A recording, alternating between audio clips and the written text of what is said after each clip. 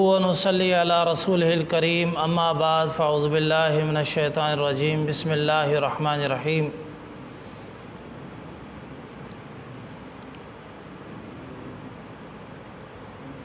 معزز سامعین کرام، سورۃ برات مکی صورت تو مدنی صورت ہے۔ 129 آیات اور 16 رکوع اس میں بیان کیے گئے ہیں۔ سورہ برات اس کو سورہ بقرہ، اس کو سورہ توبہ کو سورہ برات بھی کہا گیا، اور اس میں اللہ تبارک و تعالیٰ نے مشرکین اور اہل کتاب کے کفر اور نافرمانیوں کو بھی ذکر کیا، اور ان کے ساتھ جہاد کو بھی، اس کے احکامات بھی بیان کیے۔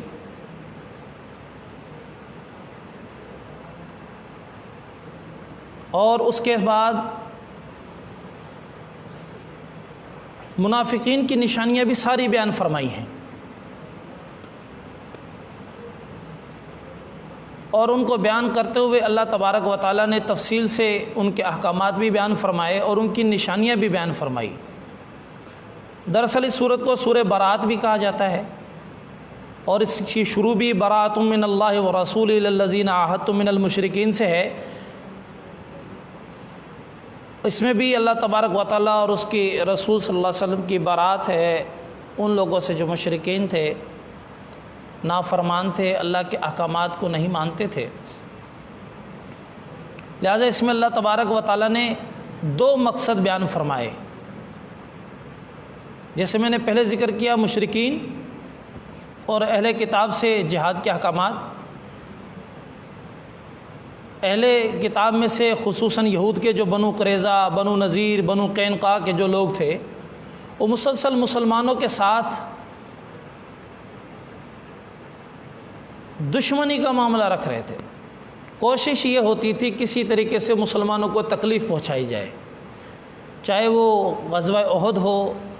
چاہے وہ غزوہ خندق ہو۔ تو یہاں پر اللہ تبارک و تعالیٰ نے ان کے لیے تفصیل سے احکامات بیان فرمائے، اور اس کے بعد دوسرے منافقین تھے جو مسلسل مسلمانوں کے ساتھ رہتے تو ٹھیک تھے کہ بھئی یہاں مدینے میں رہ رہے ہیں، ان کے ساتھ رہ رہے ہیں، لیکن اندر سے نفاق بھرا ہوا، اندرونی طور پر مسلمانوں کے خلاف سازشیں جاری رہتی، جو اللہ تبارک و تعالیٰ نے ان کی نشانیوں کو ایک چن چن کے یہاں پر بیان بھی فرما دیا، اور آخر میں جا کر اللہ تبارک و تعالیٰ نے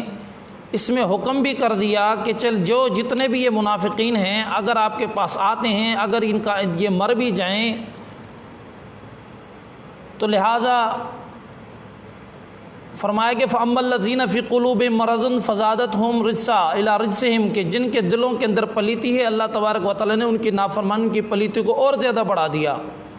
اگر ان میں سے کوئی مر بھی جائے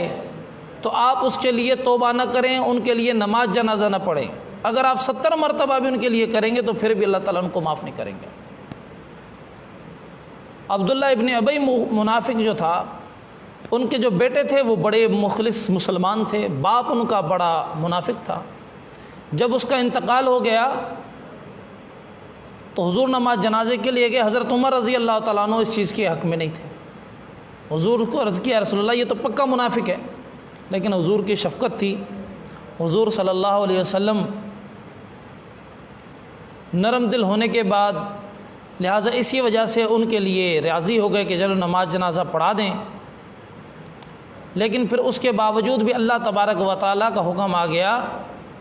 کہ یہ لوگ ایسے ہیں کہ ان کے ساتھ آپ جتنی بھی شفقت فرما دیں، ایک تو یہ بنیں گے نہیں، اگر نماز جنازہ پڑھا بھی دیں گے تو پھر بھی ان کی مغفرت نہیں ہوگی۔ اور آگے کے لیے اللہ تبارک و تعالیٰ نے حکم بھی فرما دیا کہ ان کے اوپر نماز جنازہ پڑھنے کی بھی ضرورت نہیں ہے۔ لہٰذا جب یہ منافقین اس طریقے سے کر رہے تھے تو اصل میں اس میں تفصیل سے جو واقعہ بیان کیا گیا وہ غزوہ تبوک کا بیان کیا گیا۔ اور جنگ تبوک ایسی جنگ تھی کہ جس کے اندر اللہ تبارک و تعالیٰ نے ایک تو اہل کتاب کی اس سپر پاور، جو روم کی سپر پاور تھی اس وقت کی، اس کے ساتھ جنگ کرنی تھی، اور شدت کا موسم، گرمیوں کا موسم، کھجور پکی ہوئی۔ اب وہاں صورتحال یہ تھی کہ کس طریقے سے مسلمانوں کا حال ہونا ہے، مسلمان کس طریقے سے جان مال کی قربانی دے کر حضور کے ساتھ جا رہے ہیں۔ تبوک کی طرف جانا تھا، کم و بیش 500 کلومیٹر کا ریگستان کا سفر۔ حضور صلی اللہ علیہ وسلم کی زندگی کا معمول اکثر یہ رہا کہ جہاں پر جنگ کے لیے جاتے تو دوسری طرف کے حالات معلوم کیا کرتے تھے، جس طرف جانا ہوتا اس کے حالات معلوم نہیں کرتے تھے کہ کوئی شک شبہ ہو جائے۔ لیکن یہ جنگ ایسی تھی، اس میں حضور نے حالات بھی معلوم کرتے تھے اور کہا بھی کہ بڑا سخت سفر ہے، اور مدینے کے اندر گرمی کا موسم جس میں کھجور پکی ہوئی، کھجور تیار کہ بس ابھی ان کو اتاریں۔ مدینے والوں کا سارا گزر سفر ہی کھجور پہ ہوتا تھا، امتحان در امتحان۔ جب یہ صورتحال ہوئی کہ مسلسل امتحانات، تو جو منافق تھے، کیونکہ اصل تو یہاں پر منافقین اور مومنین کو الگ کرنا تھا، منافقین آتے مختلف بہانے کرتے کہ یا رسول اللہ مجھے تو یہ کام ہے، مجھے یہ مسئلہ ہے، لہٰذا میں نہیں جا سکتا، ورنہ تو میں آپ کے ساتھ چلتا۔ یوں بہانے کر کر کے جا رہے۔ اللہ تبارک و تعالیٰ نے پہلے ہی بتا دیا تھا کہ یہ منافقین مختلف بہانے کریں گے، مختلف وعدے کریں گے، مختلف چیزیں عذر پیش کریں گے اور ساتھ نہیں جائیں گے۔ ایک تو جہاد ویسے ہی بڑی قتال ہے، موت اور زندگی کا معاملہ، اس کے بعد 500 کلومیٹر کا سفر جس میں مسلسل مشقت، پھر آگے جس سے جنگ ہو رہی ہے وہ کم بھی نہیں اس وقت کی سپر پاور، لاکھوں کی جس کی فوج۔ تو منافقین چھٹتے گئے، صرف جو پکے مخلص مسلمان تھے وہ حضور کے ساتھ چلے۔ تو اللہ تبارک و تعالیٰ نے یہاں پر ان منافقین کو الگ فرما دیا، اور جب وہ الگ ہو گئے، 3 صحابہ ایسے تھے جو مخلص تھے، جن کے بارے میں پتہ تھا کہ یہ لوگ ایسے ہیں کہ مومن پکے ہیں۔ باقی سارے کے سارے منافق کے پیچھے رہ گئے۔ حضور صلی اللہ علیہ وسلم چلے اور وہاں پر پہنچے، تقریباً 50 دن کا آنے جانے، 15 دن جانے کے، 15 دن آنے کے، 20 دن وہاں قیام رہا، اور مشقت بھی صحابہ کی اتنی مشقت، کھانے کے لیے جو چیزیں تھیں وہ ختم ہو گئیں۔ صحابہ کو کہتے کہ جب کیا کریں، آخر ایسا وقت بھی آیا صحابہ پر اس میں کہ فرمایا کہ جو کچھ ہے سارا لے آؤ، ایک جگہ سب اکٹھا کر لیا گیا، پھر ایک ایک کھجور ملتی تھی، سارا دن میں ایک کھجور۔ وزن عبداللہ بن مسعود رضی اللہ تعالیٰ عنہ پڑھا رہے تھے اپنے شاگردوں کو، جب یہ واقعات بتائے تو وہ عرض کرنے لگے، صحابہ سے ان کے شاگرد عرض کرنے لگے کہ ایک کھجور سے آپ کی کیا گزارا ہوتا ہوگا؟ تو فرمانے لگے اس کی قدر بھی جب ہوئی کہ جب وہ بھی نہ رہی، اور پھر کیا کرتے تھے کہ جب وہ گٹھلی منہ میں رکھتے تھے اور وہی کھا لیتے تھے، وہ منہ میں چوستے رہتے تھے، ایک آسرا سا ہو جاتا تھا، پھر ورنہ پھر اس کو جب تھوڑا سا کچھ ہو جاتا اس کو نکال کر جیب میں ڈال لیتے اور پھر آگے سفر شروع کرتے۔ اتنی شدید سختی۔ پھر وہاں پہنچے، جب وہاں پر پہنچے اللہ تبارک و تعالیٰ نے مومنین کی دھاک، ایک روب ان پر بٹھا دیا، وہ پھر واپس ہی نہ آئے، مقابلے کے لیے نہ آئے۔ پھر اڑوس پڑوس میں حضور صلی اللہ علیہ وسلم نے چند لشکر بھیجے، وہاں سے مال غنیمت ملا، وہاں سے نعمتیں ملی، اور اس کے بعد پھر جب واپس اللہ کے رسول آ گئے، واپس آئے تو پھر یہ منافقین بڑے بڑے عذر پیش کر رہے تھے حضور صلی اللہ علیہ وسلم کے پاس کہ یا رسول اللہ ہمارے ساتھ یہ معاملہ تھا، ہمارے ساتھ یہ معاملہ تھا۔ اچھا، جب یہ جا رہے تھے حضور صلی اللہ علیہ وسلم والے جب جا رہے تھے اس وقت یہ عذر عجیب عذر پیش کرتے۔ ایک منافق تھا جد ابن قیس، وہ حضور کے پاس آیا اور آ کر عذر کرنے لگا، یا رسول اللہ میرا دل بڑا چاہتا ہے کہ میں آپ کے ساتھ جاؤں، لیکن مسئلہ یہ ہے کہ میں دل کا بڑا کمزور ہوں، اور وہاں رومیوں کی عورتیں بڑی حسین و جمیل عورتیں ہوتی ہیں، یہ نہ ہو کہ میں ان کو دیکھوں اور میرا ایمان بہک جائے، اس وجہ سے نہیں جا رہا، ورنہ میں آپ کے اوپر جان قربان کرنے والا۔ ایسے عذر بھی وہ کر رہے تھے، لیکن قربان جائیں اللہ کے رسول پر کہ وہ جیسی وہ باتیں کرتے حضور صلی اللہ علیہ وسلم ان کی باتوں کو ٹھیک ہے جیسے تم کہتے ہو ٹھیک ہے بات قبول کر لیا کرتے تھے، اور قبول کرنے کے بعد آگے معاملہ چل رہا ہوتا۔ واپس جب وہ لوگ آئے پھر انہوں نے اسی طریقے سے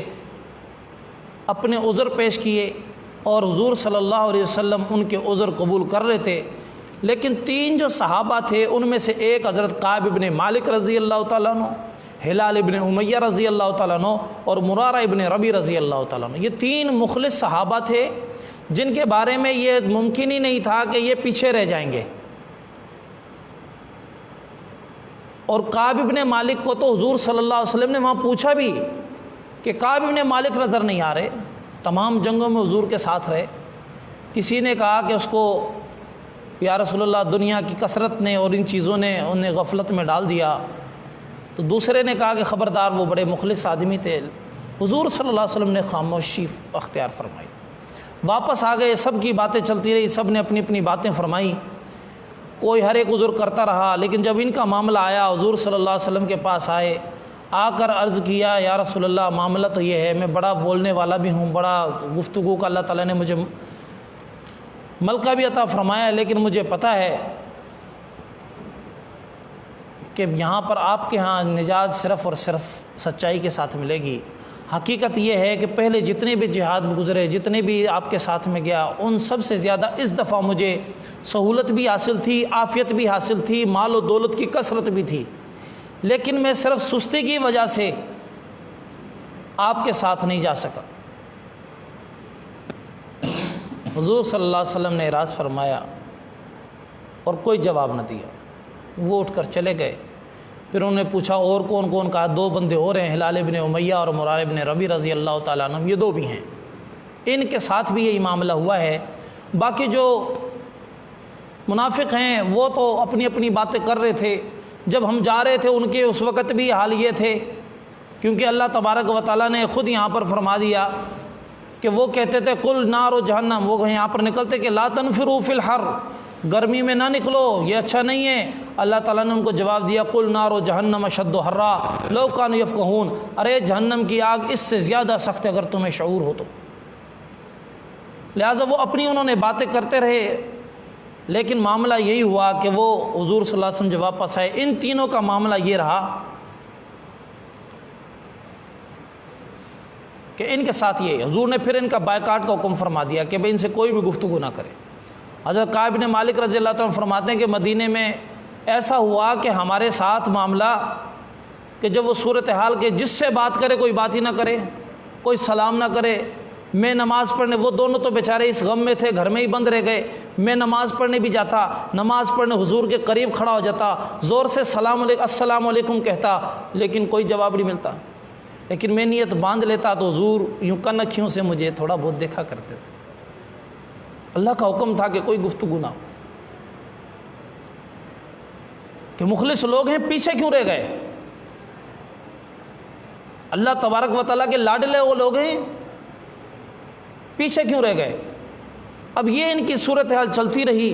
اور 50 دن تک یہ بیچارے اسی طرح پریشان بھی رہے، اور اللہ تبارک و تعالیٰ کی طرف سے حکم بھی ان کا معاملے میں یہ رہا۔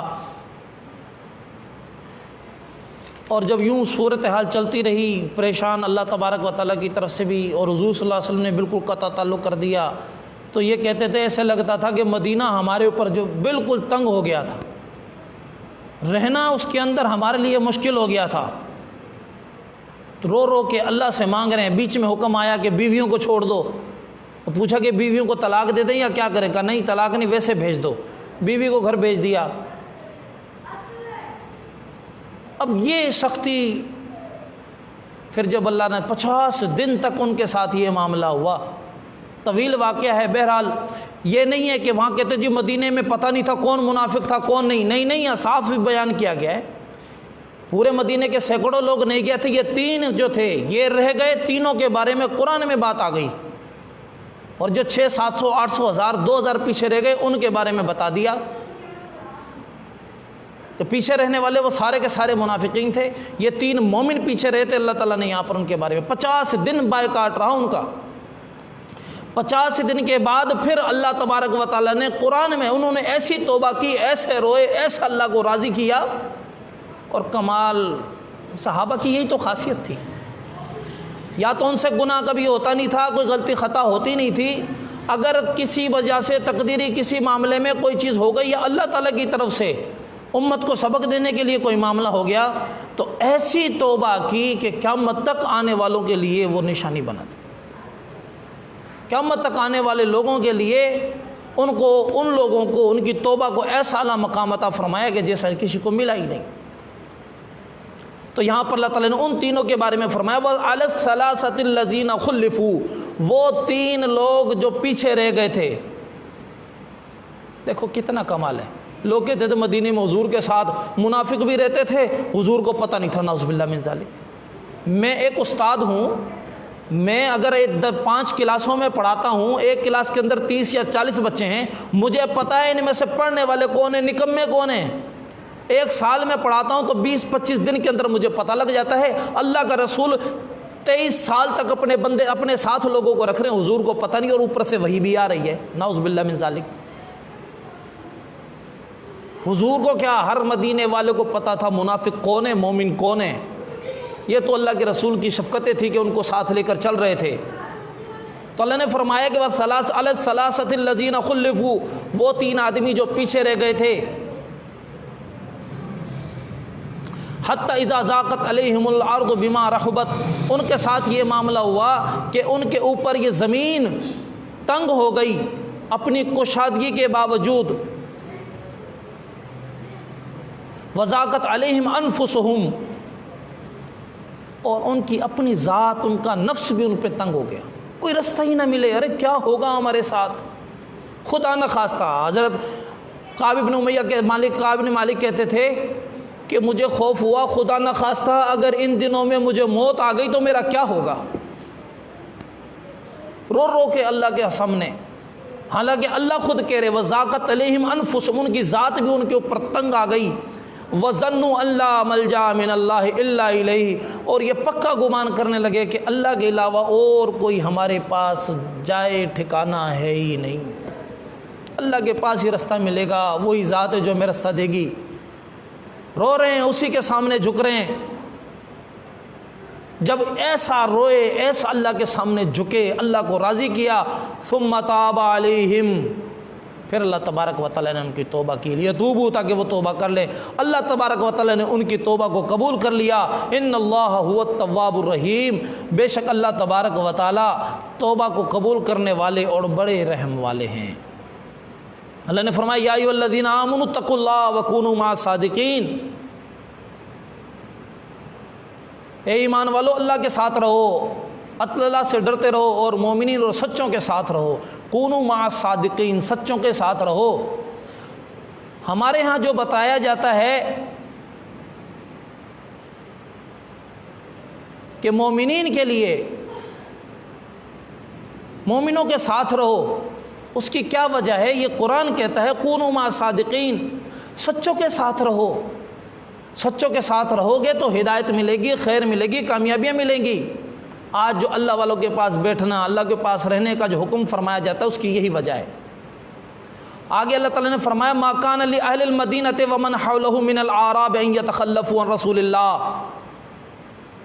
ولا يرغبوا بانفسهم عن نفسه، فرمایا کہ مدینے والوں اور مدینے کے اڑوس پڑوس والوں کے لیے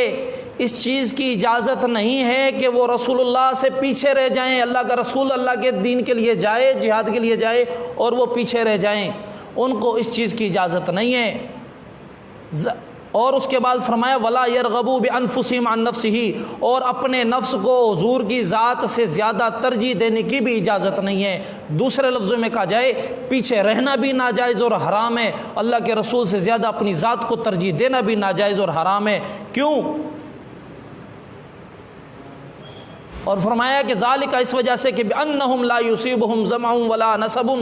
ولا مخمص فی سبیل اللہ ولا یطعون موطئا یغیظ الکفار ولا ینالون من عدو نیلا الا کتب لہم بہ عملا صالح۔ یہاں ساری چیزیں بتائیں کہ کوئی تکلیف، کوئی پریشانی، کوئی پیاس، کوئی بھی چیز ہوگی جو وہاں پر ان کو وہاں پہنچی ہوگی، وہ اللہ کی طرف سے لکھی گئی ہے۔ اگر ایک تکلیف ان کو لکھی گئی ہے، وہ حضور کے ساتھ چلے جائیں پھر بھی ملے گی، گھر میں رہ جائیں پھر بھی ملے گی۔ لہٰذا ان کے لیے لازم ہے کہ وہ اللہ کے رسول کے ساتھ جائیں اور حضور صلی اللہ علیہ وسلم کے ساتھ رہیں، اور اگر حضور کے ساتھ نہیں رہیں گے، پیچھے رہیں گے، تو وہ نقصان حاصل کریں گے اور ان کو کسی قسم کا کوئی فائدہ پھر نہیں پہنچے گا۔ لہٰذا اللہ تبارک و تعالیٰ نے مومنین کے ان کے بارے میں فرمایا۔ جب یہ آیتیں نازل ہوئی تو صحابہ آئے، حضور صلی اللہ علیہ وسلم بیٹھے ہوئے تھے، صحابہ کے حضور بھی خوش ہوئے، صحابہ بھی حضور ان کے کعب بن مالک رضی اللہ عنہ کے کزن بھی آ کر انہوں نے گلے لگایا اور خوش ہوئے، اور حضور نے فرمایا ان کے لیے حضرت کعب کے لیے، اے کعب یہ دن ایسا ہے کہ قیامت تک اس سے زیادہ خوشی کا دن تیرے لیے کبھی نہیں آئے گا۔ یہ صحابہ بھی حیران بھی اور فرما رہے کہ میں اللہ کے شوق میں اور اللہ کی عنایت پر رو رہے تھے ہم کہ اللہ نے اتنا ہمیں مقام دے دیا۔ ہم تو سوچ رہے تھے کہ چلو حضور کو ویسے بتا دیا جائے گا، حضور ہمیں بلا کر معاف کر دیں گے، قرآن میں ہمارا ذکر۔ تو اللہ تبارک و تعالیٰ اس طریقے سے مومنوں کو عطا فرماتے ہیں، اور مومنوں کو یہ عنایت اور شفقتیں اللہ تبارک و تعالیٰ کی طرف سے بے شمار ملی ہیں۔ اور یہاں پر جو اللہ تعالیٰ نے بیان فرمایا، پھر اللہ کا فضل ہوا، وہاں سے ایک قسم کی فتح بھی مل گئی، حضور بھی صحیح سلامت آ گئے اور منافقین کو بھی سیدھا کر دیا۔ پھر اس کے بعد ان منافقین نے حضور کو راضی کرنے کے لیے، دل رکھنے کے لیے ایک مسجد بنائی، مسجد زرار، اس کو بنایا اور کہا رسول اللہ چلیں ہمارے وہاں پر، اور وہاں چلنے کے بعد اور اس کا افتتاح فرما دیں۔ اللہ تبارک و تعالیٰ کو حضور صلی اللہ علیہ وسلم نے، حضور صلی اللہ علیہ وسلم کو اللہ تبارک و تعالیٰ نے وہی فرمائی کہ یہ ایسی مسجد ہے جس کے یہ تقویٰ کے اوپر نہیں بلکہ نافرمانی اور شر کے لیے بنائی گئی ہے، لہٰذا آپ کو وہاں جانے کی ضرورت نہیں ہے۔ حضور صلی اللہ علیہ وسلم نے صحابہ کو حکم کیا، ایک جماعت بھیجی حضرت خالد بن ولید اور غالباً حضرت علی رضی اللہ تعالیٰ عنہ کی معیت میں، اور اس مسجد کو جو صرف اور صرف فتنے اور فساد کے لیے بنائی گئی تھی، اللہ تبارک و تعالیٰ نے ان کو حکم دیا کہ جاؤ اور اس کو توڑ دو اور اس کو ختم کر دو۔ لہٰذا اللہ تبارک و تعالیٰ کی یہ نشانیاں جو حضور صلی اللہ علیہ وسلم کو بتائیں، والذین اتخذوا مسجدا ضرارا، وہ لوگ جنہوں نے ضرار مسجد بنائی، وکفرا وتفریقا بین المومنین، اس کا مقصد کیا تھا کہ کفر کو فروغ دیں، مومنین کے درمیان میں تفریق ڈالیں، اور اس کے بعد مدد و نصرت کریں ان لوگوں کی جنہوں نے اللہ اور اس کے رسول کے ساتھ دشمنی کی ہے۔ جب یہ بتا دیا اور ان کے لیے جب انہوں نے کوشش کری، اللہ تعالیٰ نے فرمایا لا تقم فیہ ابدا، اے میرے نبی اس میں کبھی بھی آپ جا کر نماز نہ پڑھیں۔ لمسجد اسس علی التقوی من اول یوم احق ان تقوم فیہ، وہ مسجد زیادہ حقدار ہے کہ جو تقوی پر میری رضا کے لیے بنائی گئی، جسے مسجد قباء بنائی گئی تھی۔ ان مسجدوں کے بارے میں فرمایا کہ وہ ایسی ہیں فیہ رجال یحبون ان یتطہروا، کہ اس میں ایسے لوگ ہیں کہ وہ یہ چاہتے ہیں کہ وہ پاک صاف ہوں، واللہ یحب المتطہرین، مطہرین، اللہ تبارک و تعالیٰ پاکی حاصل کرنے والوں کو پسند کرتے ہیں۔ لہٰذا یہ باتیں اللہ تبارک و تعالیٰ نے تفصیل سے بیان فرمائیں، اور کچھ منافقین کی نشانی پوری صورت میں بیان کی ہیں، تقریباً 12 نشانیاں یہاں پہ بیان فرمائی ہیں۔ ایک بیان فرمائی صورت، یہاں پر نشانیاں جو بیان فرمائی اللہ تبارک و تعالیٰ نے، ایک تو یہ کہ وہ آ کر قسمیں، جھوٹی قسمیں اٹھائیں گے آپ کے سامنے، جھوٹے بہانے کریں گے کہ بھئی ہم آپ کے ساتھ تھے، اور جب مال خرچ کرنے کا موقع آئے گا تو وہ بھی مال بھی وہاں پر خرچ نہیں کریں گے۔ اور ان کے بعد فرمایا کہ جب مال ان کو مل بھی جائے، مسلمانوں کو مال مل جائے، اور پھر وہ آ کر اپنی چرب زبانیاں کریں گے اور تیز گفتگو کریں گے تاکہ ہمیں بھی حق مل جائے اور ہمیں بھی ان میں سے کچھ نہ کچھ مال مل جائے۔ تو یہ اس طرح کی نشانیاں وہاں پر بیان فرمائی، اور فرمایا ان تصب کا حسنۃ تسؤہم، ان کی ایک نشانی یہ ہے آپ کو، آپ کے صحابہ کو اگر کوئی خیر مل جائے گا تسؤہم، ان کو برا لگے گا، خوش نہیں ہوں گے۔ وَإِن تُصِبْكَ مُصِيبَةٌ، اگر ان کو کوئی تکلیف پہنچ جائے، یعنی آپ کو، حضور کو خطاب، آپ کو کوئی تکلیف پہنچ جائے، فرمایا یقولون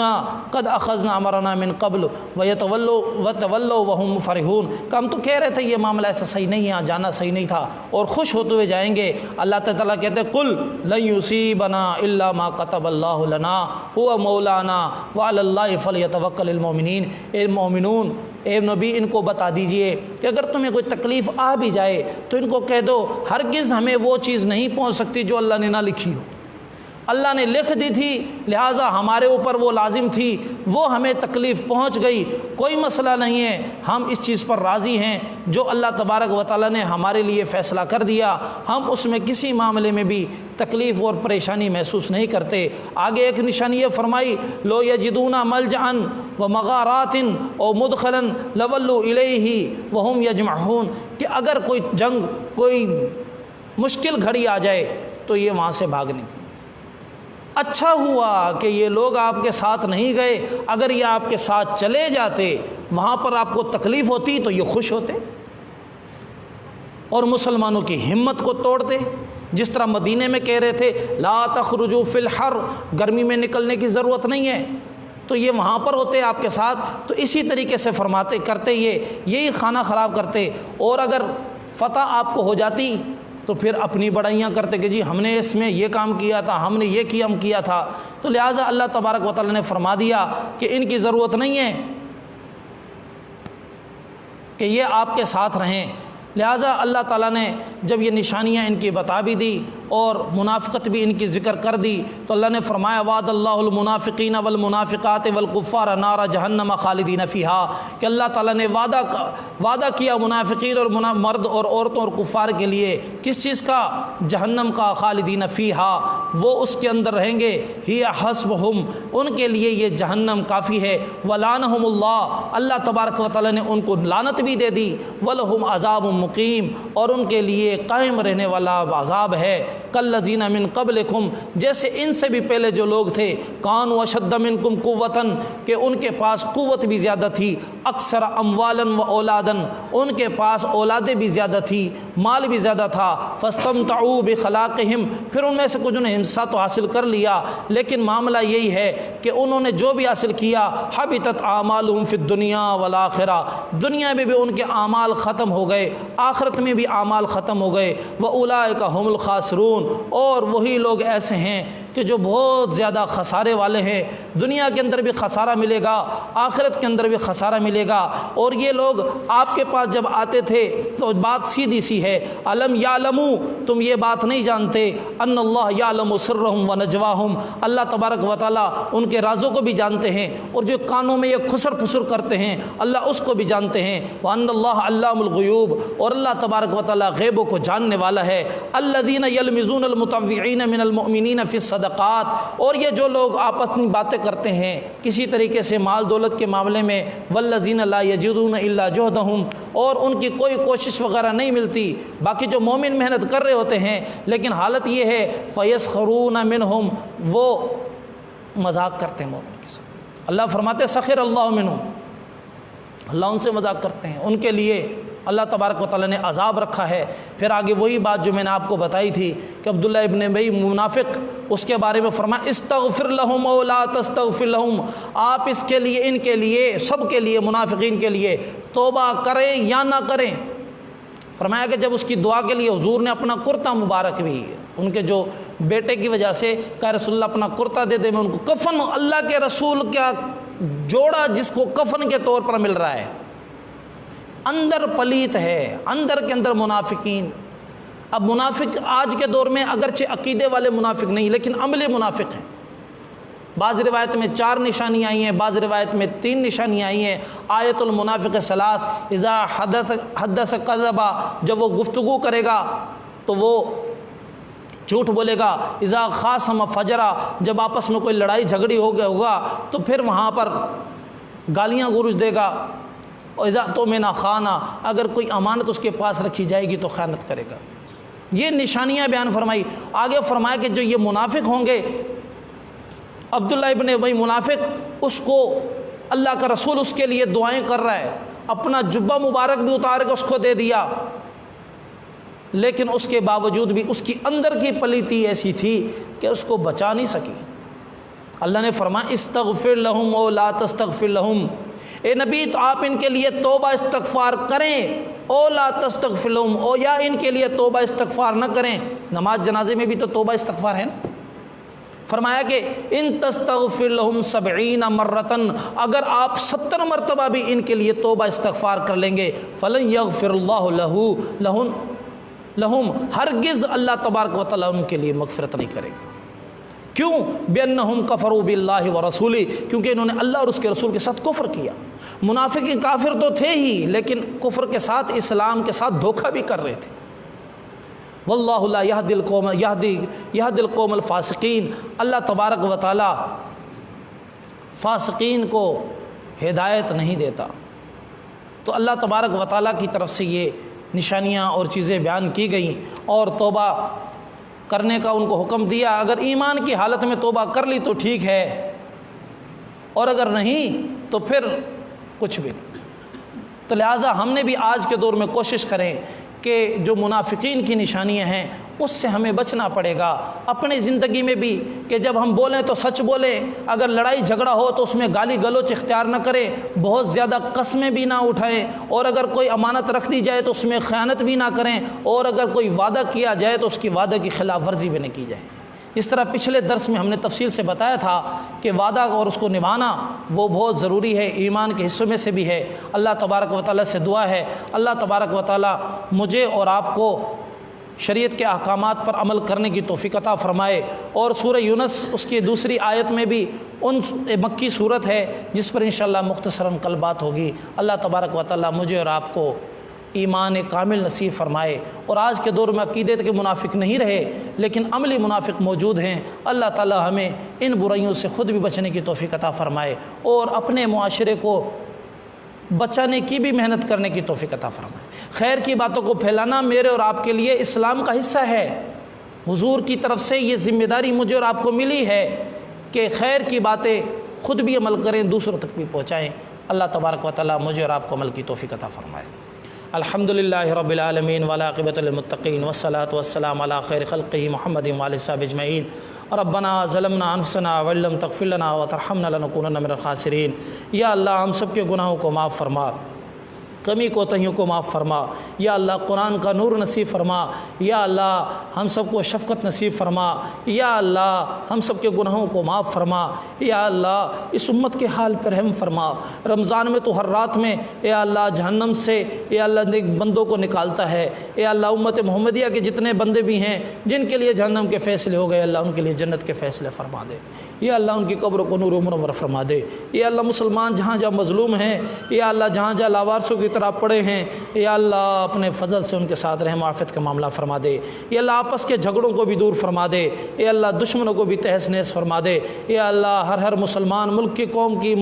قوم کی یا اللہ حفاظت فرما۔ ملک پاکستان کی حفاظت فرما، داخلی اور خارجی ہر طرح کے دشمنوں سے اللہ اس کی حفاظت فرما۔ یا اللہ ہم کمزور ہیں، گناہ گار ہیں، خطا کار ہیں، ہم سب کے حال پر رحم فرما۔ صلی اللہ تعالیٰ علی خیر خلقہ محمد وآلہ وصحبہ اہل بیت اجمعین برحمتک یا ارحم الراحمین، آمین آمین آمین، لا الہ الا اللہ محمد رسول اللہ۔